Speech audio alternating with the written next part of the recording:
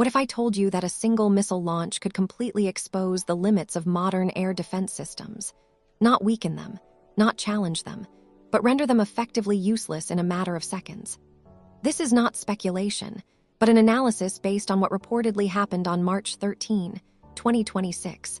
And if the assessment holds true, we may have just witnessed one of the most significant weapons developments since the Second World War. Today, we're looking at a moment that could redefine modern warfare, and it begins with a simple but critical question.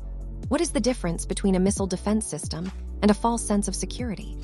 Because what unfolded that night suggests the gap between those two might be far smaller than most governments have led their populations to believe.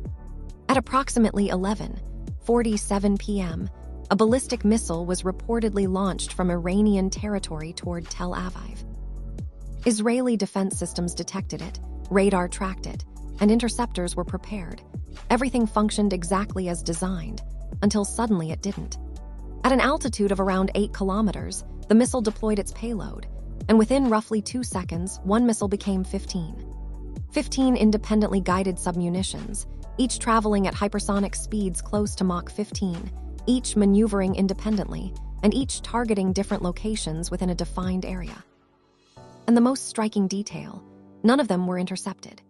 Within moments, all submunitions impacted their targets, resulting in significant casualties and damage, demonstrating not a failure of detection, but a failure of response in the limited time available.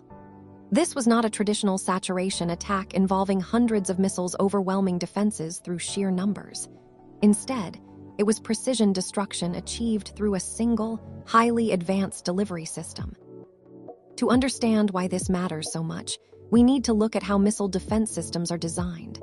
Traditionally, these systems operate on a basic assumption: track a target, calculate its trajectory, and intercept it. Even in more complex scenarios, they are built to handle a manageable number of simultaneous threats. However, this new type of weapon, essentially a hypersonic cluster delivery system, breaks that model entirely.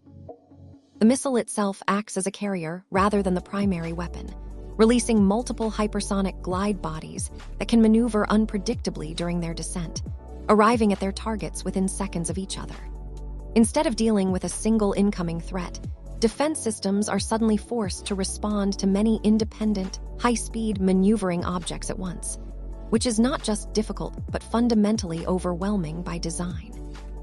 Existing defense layers were never optimized for this combination of speed, maneuverability, and simultaneous targeting. Some systems are designed for short-range rockets, others for cruise missiles, and higher-tier systems for ballistic missiles following predictable paths. But when all these challenges are combined into one attack profile, it creates a critical gap. The speed reduces reaction time, the maneuverability disrupts prediction, and the multiple targets saturate tracking and interception capabilities, effectively confusing the defense system itself.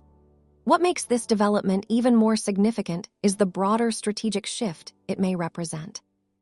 Earlier in the conflict, attacks involved large volumes of missiles, but a noticeable reduction in launch frequency could indicate a transition from quantity-based strategies to quality-based precision strikes.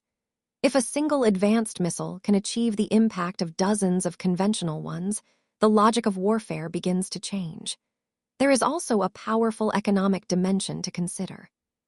Defensive interceptors can cost millions of dollars per launch, while some offensive systems, including drones used in coordinated attacks, may cost only a fraction of that.